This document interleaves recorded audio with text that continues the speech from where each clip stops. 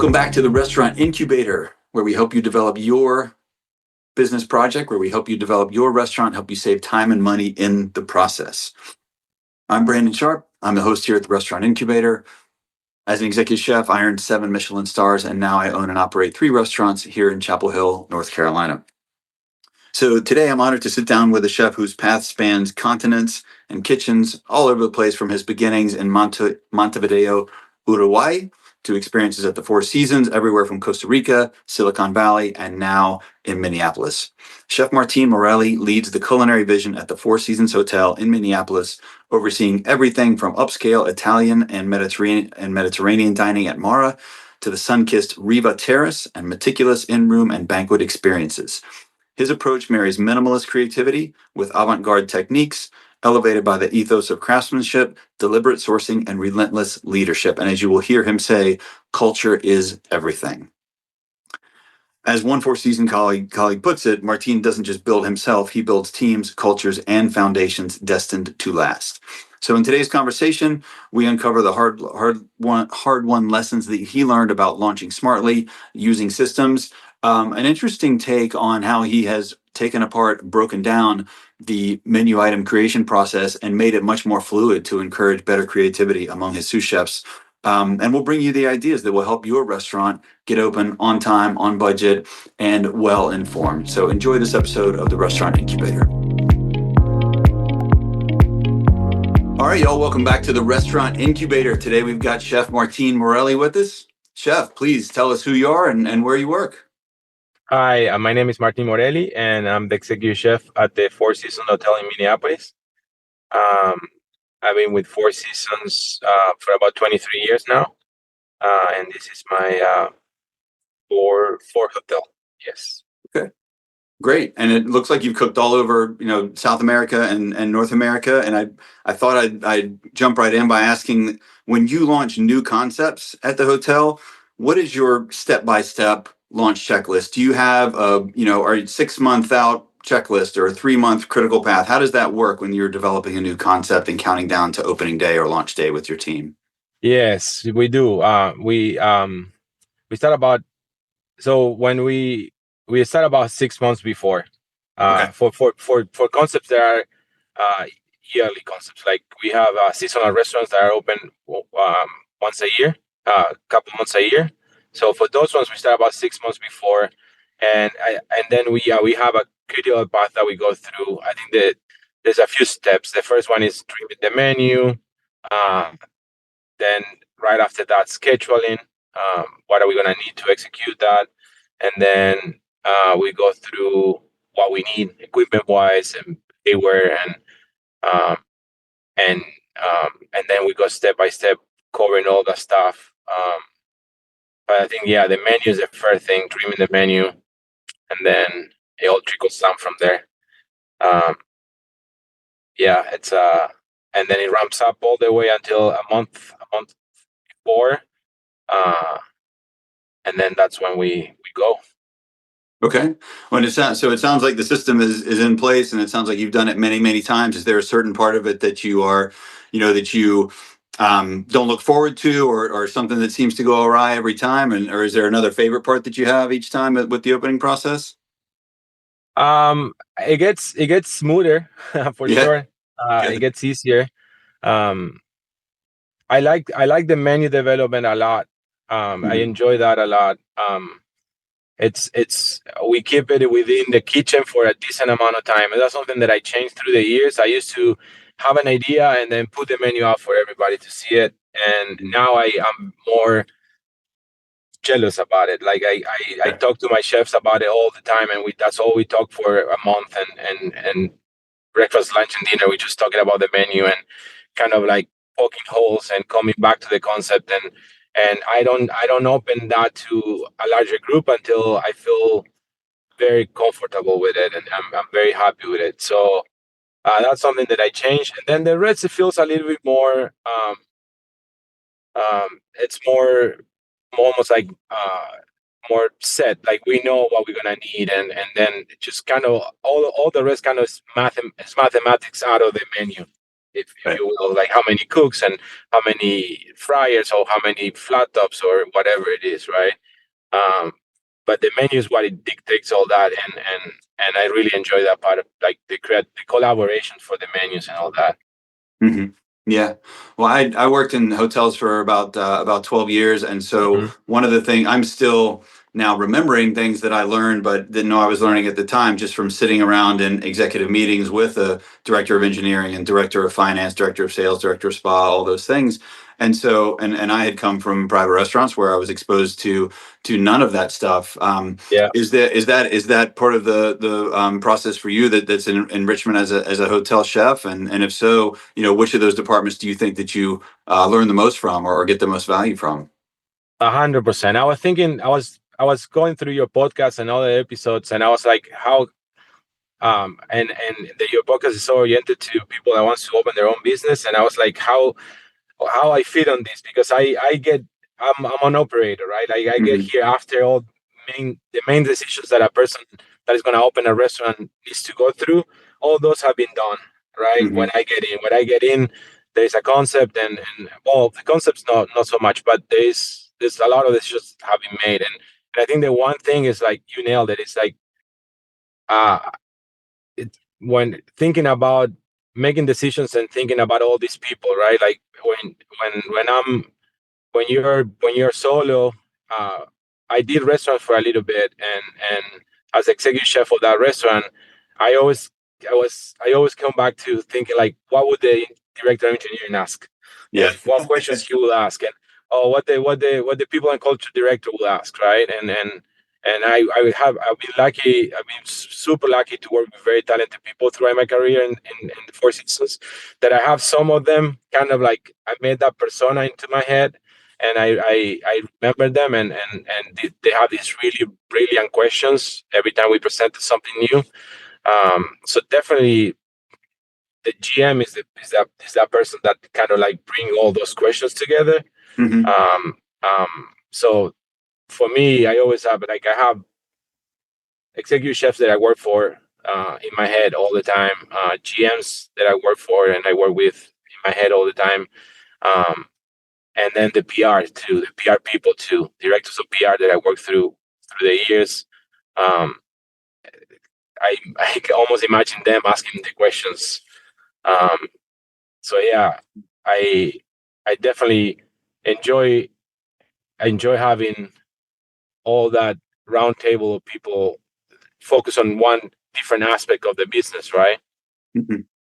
And so I'm imagining, let's say that you have an idea for, a new outlet or a seasonal concept that you want to do at a certain, at the hotel, and maybe the director of finance is your buddy or something. And so, is there a process through which that you would put together something, some sort of proposal, and present it to the GM? And if so, do you have to show, like, I don't know, a ROI proposal, or Yep. something like that, that's going to show how it's going to pencil out? Because that's some pretty nuts and bolts stuff that I think a lot of chefs in private restaurants don't ever have to do. But maybe something that could benefit our listeners, for sure, from your experience. Yeah, I mean, 100%. By the time that we come in, there is a budget and there is goals that we gotta meet, right? Mm-hmm. So the way I grab it, it's I need to make a menu that is going to perform, that is gonna perform an average check, that is gonna perform, is gonna be able to bring the revenue that we say we're gonna bring, right? Right. And then at the same time, I need to be able to execute that food and spend the money that we said that we're gonna spend. So it works both ways. I need to present a menu that we can, that is, it's that I can justify the amount of covers. I can say how many covers we think we're gonna do and how much money each person that comes to the restaurant is gonna spend. Mm-hmm. At the same time, we gotta be able to say, well, we're gonna be able to execute this with X amount of cooks, and then we're gonna need this much money to open it and make it work. And then also on a market point of view is like, and this is gonna fit this kind of people. It's gonna add this. It's gonna be this. It's gonna add this to the hotel, right? Because as an F&B inside of a hotel, it's another. Uh, there's another phase to this, that is what value this outlet brings to the guests, right? To the hotel guests. So I think those are the three main things that I need to present, and I need to make sure I deliver, right? And then make adjustments throughout the season if we need to. But those are three very clear goals that we need to achieve, and we present all that on meetings where they are all present, right? We present all that on maybe we don't really submit documents. We present all that information to them. Yeah, yeah. Well, when it comes to adjustments, let's say, you've got 10 entrees on the menu at the new outlet. One of them is not getting great feedback. Sales have declined. The servers aren't behind it anymore. So is there a time recently that maybe that has happened? And if so, like at the institutional, at the level that you're at, how does the process of changing that and retraining the cooks or changing the menu go for y'all? And also, when do you decide that you've gotten to a critical mass of guest feedback? So it happens every time. There's no one time that it hasn't happened. Yeah. I like to stick to the concept for a little bit.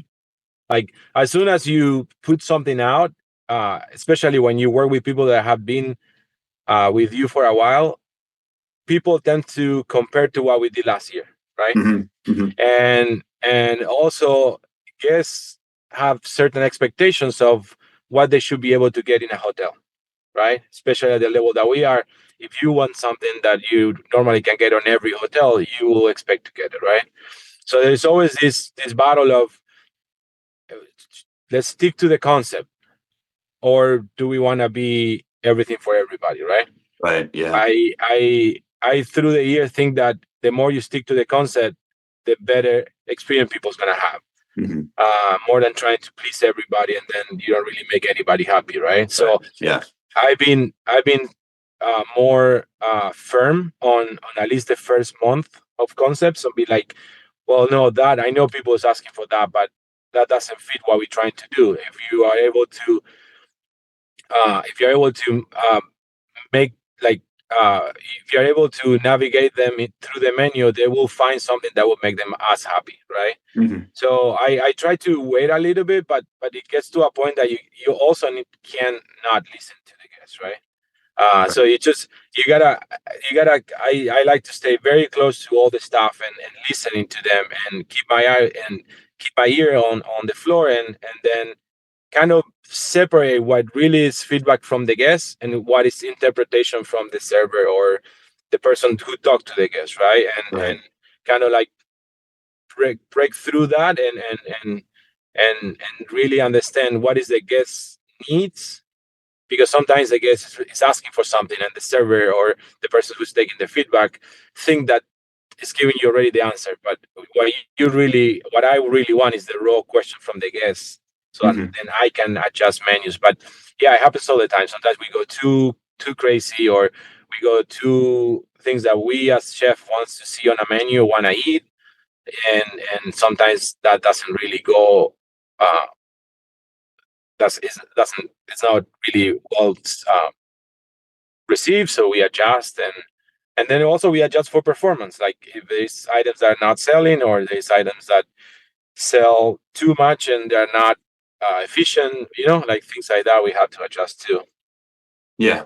Yeah. Well, on another note about those menu adjustments, what's your advice to either your sous chefs and chefs de cuisines, or new operators who may be opening their own concept, about achieving a balance between something that they are super passionate about and a cuisine that they know and love, but maybe the public's not quite ready for it, or it's not quite the market niche. I'm paraphrasing you. You can't take something that you love and just shove it down the guest's throat if they don't like it.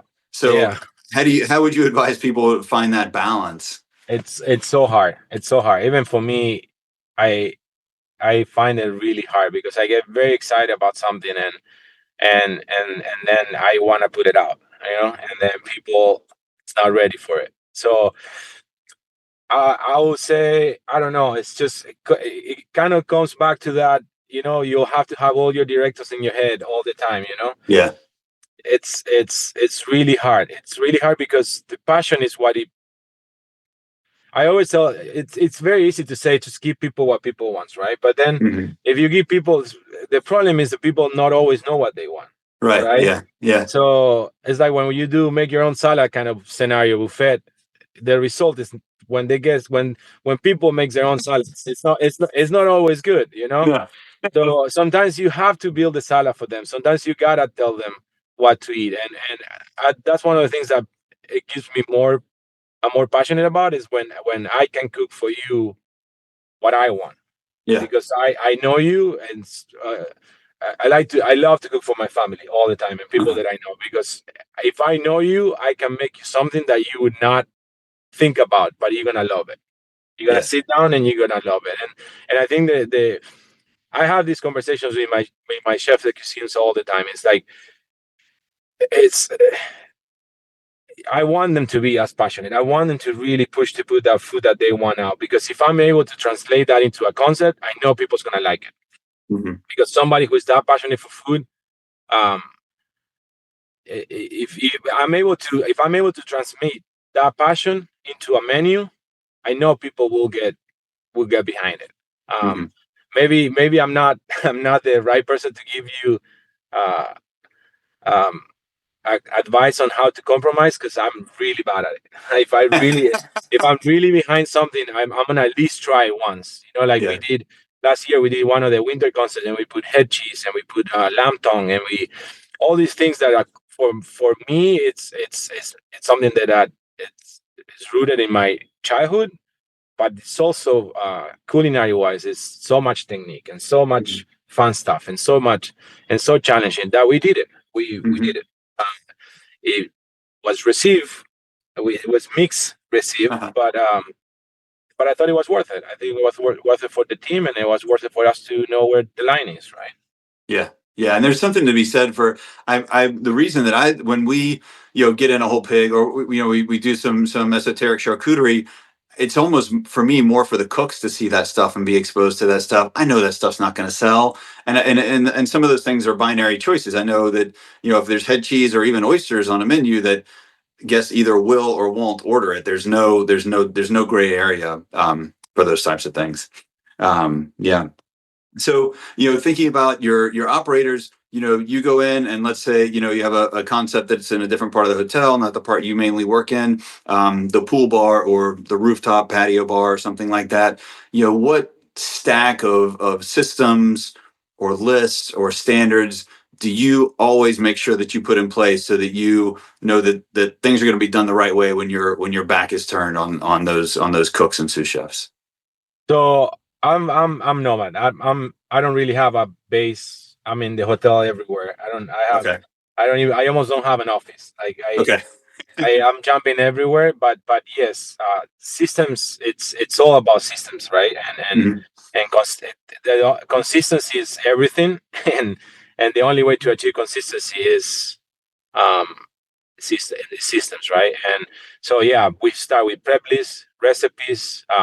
Some yeah, prep lists and recipes are massive, right? And yeah, with prep lists, I think is like the one thing that we always have really nailed down to details. Um, Hmm.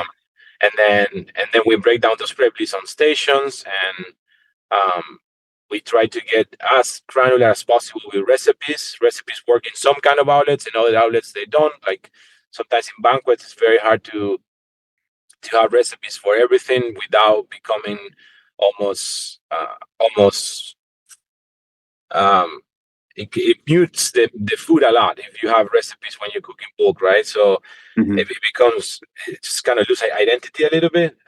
But on the outlets, we try to get as granular as possible with soup recipes and things like that. And then photos, pictures of Okay. presentation of dishes all the time. I have Yeah. pictures of everything. Um, and then be there, like be on the floor. You have to be there. You have to be on the floor. There's no way around it. Being on the floor, I think, is the one thing that gives you consistency. Um, and knowing what we do, what we do, and why we do it, right? Hmm. Kind of question everything that we're doing and why we're doing it. So that I want to touch on that because I think that if your team believes in the why of what you're doing, together you can figure out the how, or if they believe in the why enough, they will figure Yes. out the how. So how does that work at the Four Seasons level? Because y'all are famous for your guest service culture and for your internal culture. And so in the process of onboarding a new team member, how does that why get translated to them so that they, want to be a part of the team and want to figure things out and succeed on their own? I think in the kitchen it's a little bit different. This is a Four Seasons is 100% a people company, right? It's all about the people. It's all about the staff, Mm-hmm. and we really believe that if we take care of our people will take care of the guests, right? Mm-hmm. So we are all over them. We are really want to really establish deep connections with them from the go, and I think that's where we really focus at the beginning. Mm-hmm. Um, Now, for the training in food itself, at least at the beginning, there is not a lot of explanation on the why. We really focus on them to understand what we do, right? And they shadow cooks and they ask questions. But at the beginning is I really want you to understand. If you're a new employee, I really want you to understand what we do, Mm-hmm. right? And kind of like learn by repetition. And once you have that 2-3 weeks in, then yes, the conversation starts why we do the things the way we do it. It's a lot of information. It takes about 6 months for somebody in my head. It takes about 6 months for somebody to actually be able to start bringing stuff to the table, Okay. right? To contribute Um, in. yeah. Before that, it's just learning where things are and the motions and all the really small details that are really hard to explain words, Right. right? That you have to learn by doing. And then after that, it's we ask the questions, but we want our cooks to figure it out. Yeah. We Yeah. really want them to figure out things because that's the only way. If you are the one cooking this fish every day, you're gonna be the one who's gonna tell me how to get to this result. Like when we open it, we tell you how we want it cooked, but it's Mm-hmm. gonna be very different as the way it's gonna be. They're gonna be cooking that fish by the end of the season, Yeah. but the result is gonna be the one that we want. That Uh-huh. we all agree is the result. But how it will change because if you cook that fish over and over and over and over every day, you're gonna have more information to give me that I have to give you. I can tell you the result, what I want. I have that in my head from day one, but where to put the salt and where to put I can give you a roadmap, Mm-hmm. but then I need your feedback after daily to to get there, right? Yeah. Yeah.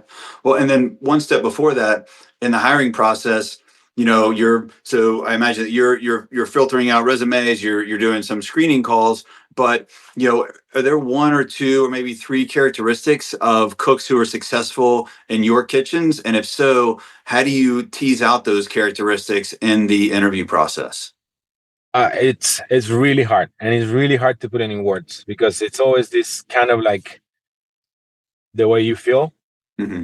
when you talk to somebody, and for me, it's very hard to put words, but um, the culture for us is everything, and it's all about the culture and the kind of people that we bring. Its skill level varies a lot. We bring people that don't know how to cook yet, and we bring people that have been cooking for a while, and then they get here and they figured it out. Well, actually, I've been cooking, but I'm learning all this different way to cook, right? Uh-huh. So I think the one thing that I look for is the culture. I want to bring somebody who's gonna fit within the culture, we want to surround ourselves with good people. It's I'm very having a good place to work and the people is happy and the people wants to be here and they wants to come to work and want to thrive and wants to stay 2-3 years at least. That's my goal, and that's what I put most of my energy every day. And it's Mm-hmm. um, the one thing that I've been the first couple of years, especially in this hotel, the first couple of years were a lot of turnover. A Mm-hmm. lot. We hire a lot of people, and we keep hiring, and we kind of struggle at the beginning to find. But once the restaurants establish their own culture, every successful hire, or most, I would say 90% of the really successful hiring, was through somebody who was already working with us. Mm-hmm. That's we've been able to bring people that apply and they have been successful. But in my experience, if somebody who's already thriving wants to bring somebody, those ones are the ones that we hope you have more chances to be successful. And and and that's why when we're short, when we need to hire people, I always go to them, to my cooks and I'm like, and chefs, I'm like, hey, do you don't have anybody?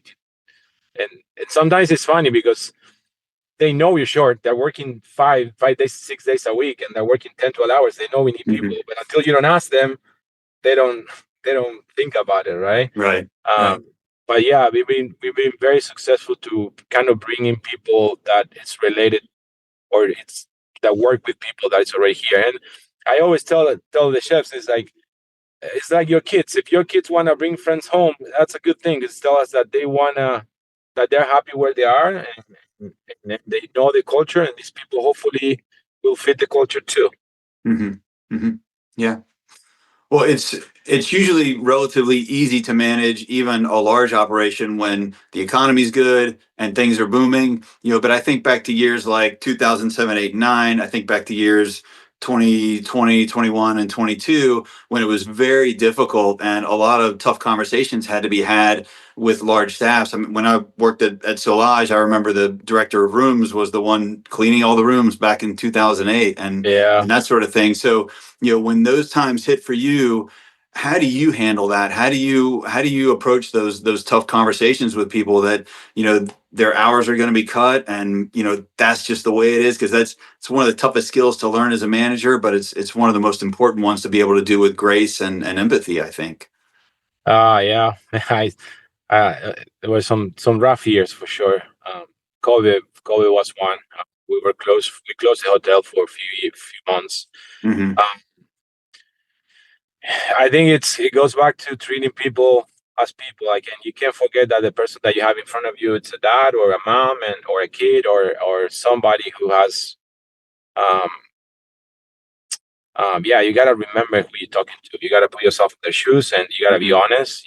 It's putting distance might make it easier for you, but it's not gonna make it easy for them. So I stay as close to them as I was when the things were going well, and I try Hmm. to be honest and transparent and not hiding information, like being super honest.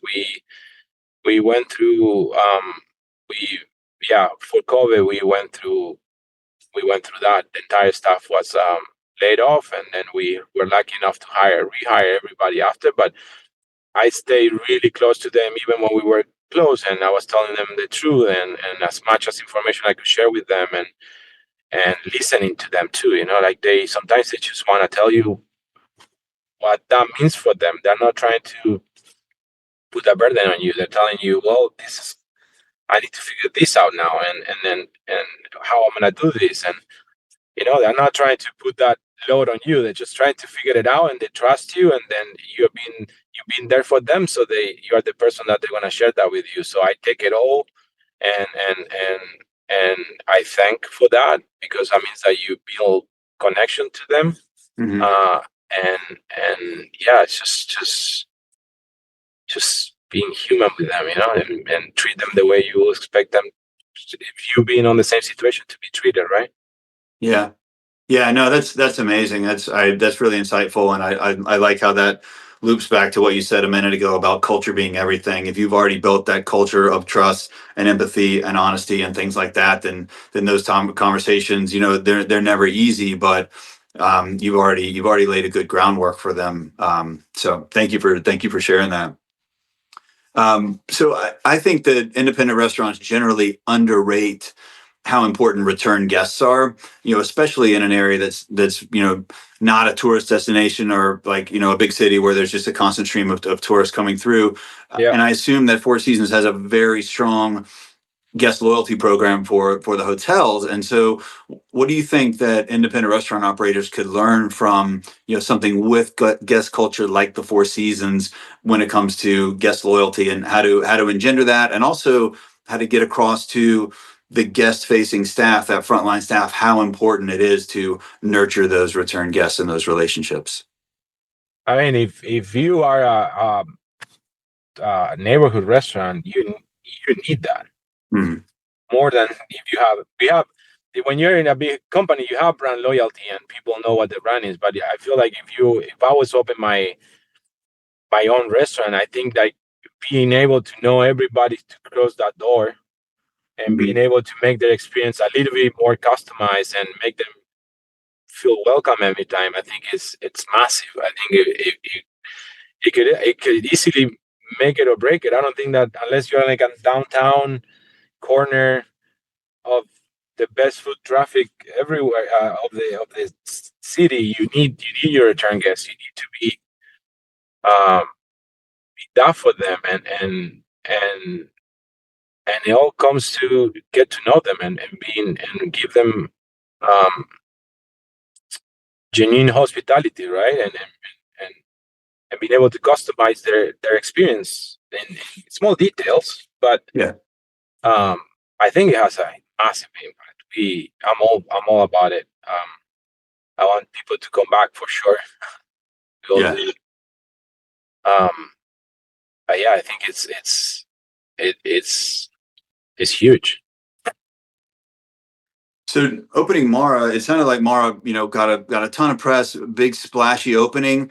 Would you tell our listeners just a little bit about what Mara is, why it's important to you, and then if you can remember what maybe that last week before opening day was, and what opening day was like, and where you were on opening day of that restaurant. Mara, it's a beautiful restaurant. I've been almost, I was almost 20 years in the company when I had the chance to come to Minneapolis, and it all felt like a present, like a reward after being with the company for so long. Getting a project like this one was it felt like a gift, right? Like a reward. Um, Mara it's a chef Gavin restaurant. It's a chef driven. It's 100% chef driven restaurant, and it's all about the food. And we do Mediterranean food with a very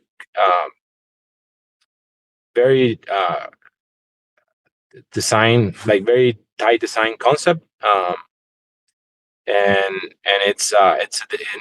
it's in the heart of the the hotel, right? So it's a 24/7 restaurant. We open breakfast, lunch, and dinner every day.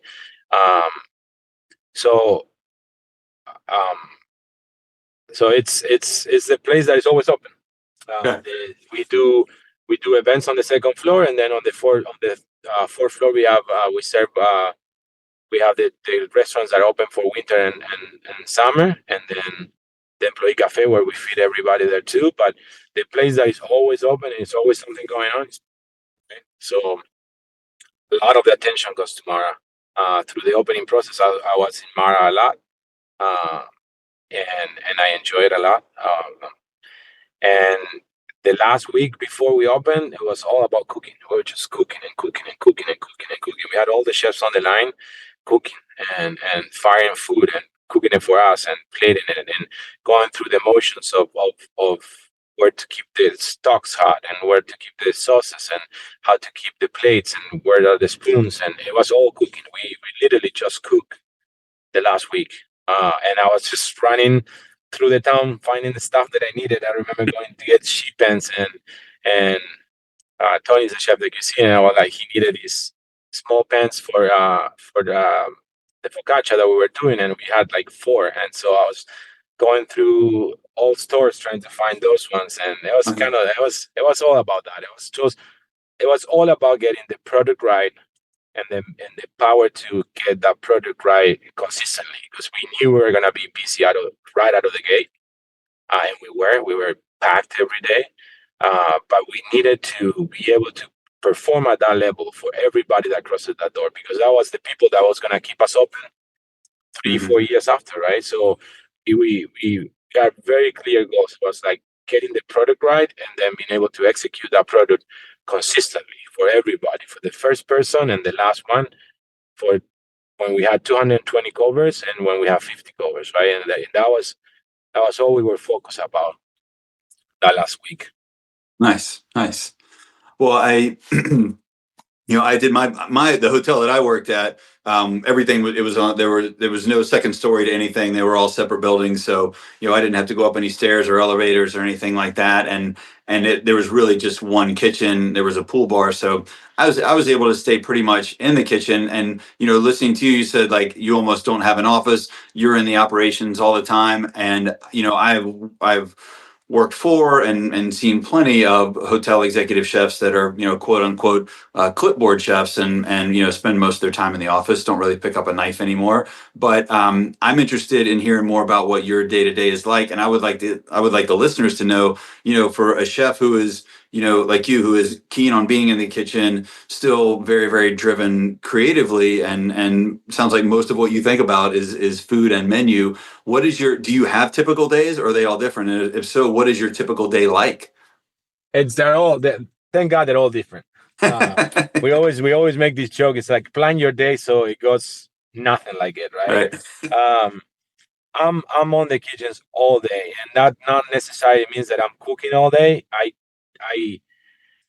I'm lucky enough to have a super strong chef team. Like I have super talented people, and that's like the one thing that keeps me. The one thing that really makes me happy every day is collaboration. Like being able to talk about food with people that is like-minded, right? That are as passionate as me about food.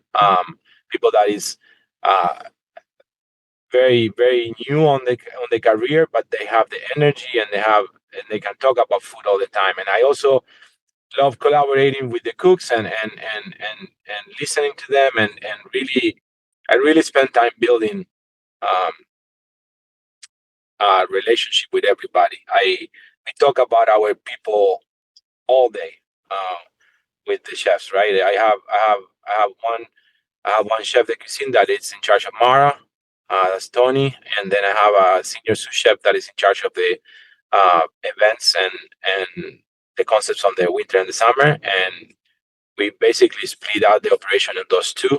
Um, so we meet daily and we talk about everybody in the kitchen and what's next for them and how they're doing, and then I talk directly with the cooks and I talk with the stewards. With the steward department is also part of my team. Um, and then meetings, but those ones are yeah, meetings. Can't I escape don't the know. meetings. I will skip every meeting. Yeah. Yeah, I probably shouldn't say that on live, but it's good, but and they need to happen, and a lot of good things happen out of it. But my bread and butter is the kitchen, right? And it's being, but being on the floor, because the front of house team is the same. Like I want to be as close to them too, because that's the way you really get the information you need, right? Yeah. Um, Having your hands on the door, that's how you really.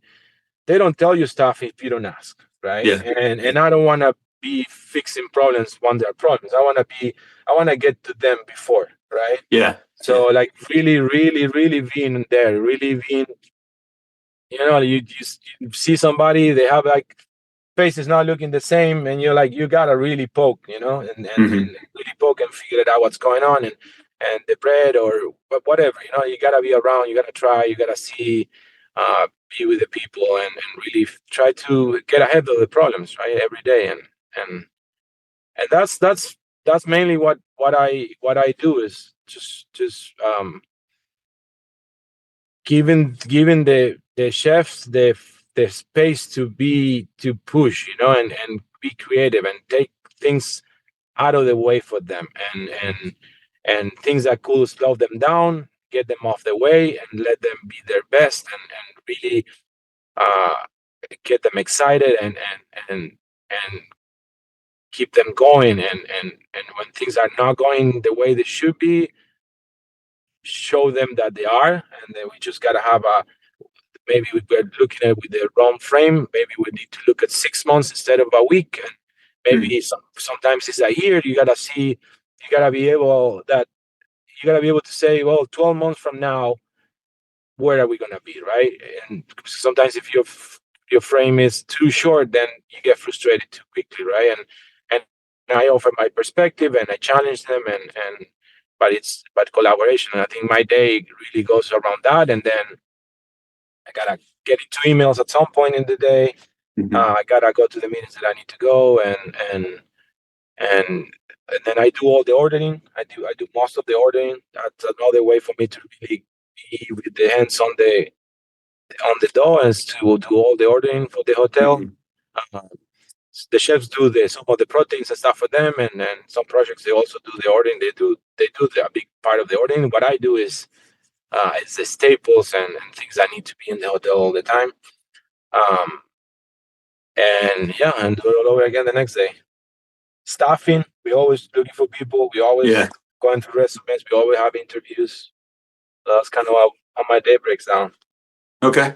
Well, if one of your chefs wants to put a special on the menu, or maybe even change a menu item, what is the process for him or her to go through to to present it to you, or to present you with an idea, or to or to pitch it to you first? How does that work? We talk about it always. We always talking. So when an idea is it's on the work, we talk about it. It's different for every outlet. We have the outlet with Gavin. So Gavin is very involved on things like that, and he comes and try the food and offers feedback, and he guides all that. Um, um, he guides all that creative process too. And I love that. It's more collaboration. It's more growing, and it's such a great chef, right? And then for the rest of the outlets, yeah, we try. We cook it. We cook. We try. We talk. We get excited. We give it a couple of days. We sleep on it, and then we go back and talk about it again. And that's kind of the way it goes. It's not. I don't like.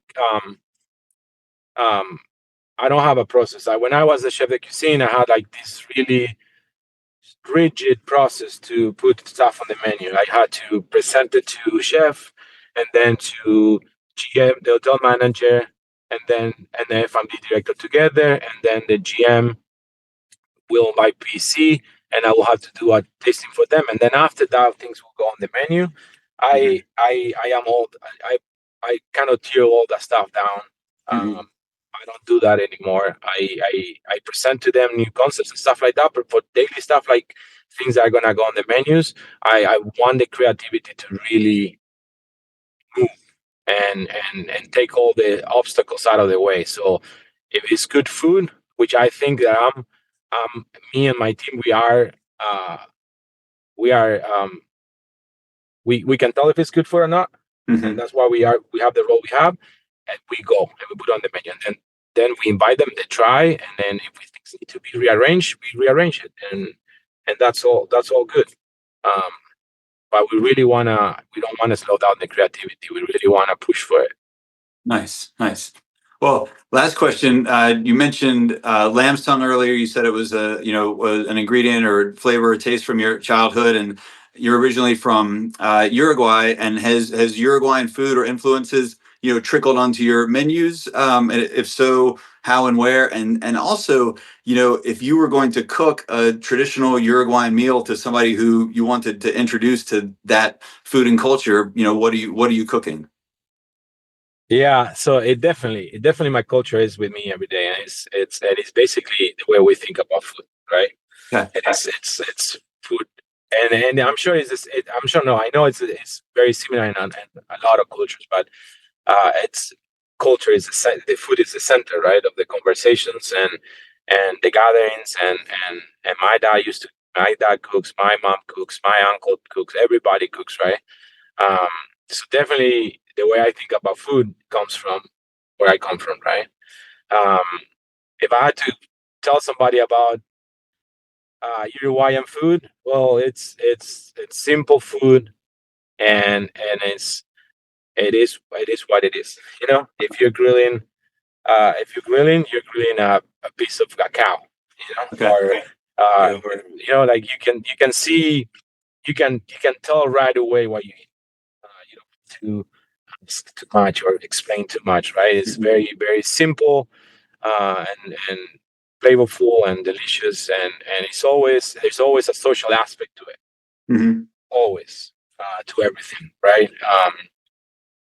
So if I had to cook for somebody, it will be something grilled, something outside. It will be something that we can start early. Yeah. Like something that you can start 5 a.m, put the fire on, and start drinking mate, and talk to whoever wakes up with you, want to be with you, and then you start slowly cooking something, and that's gonna take the entire day.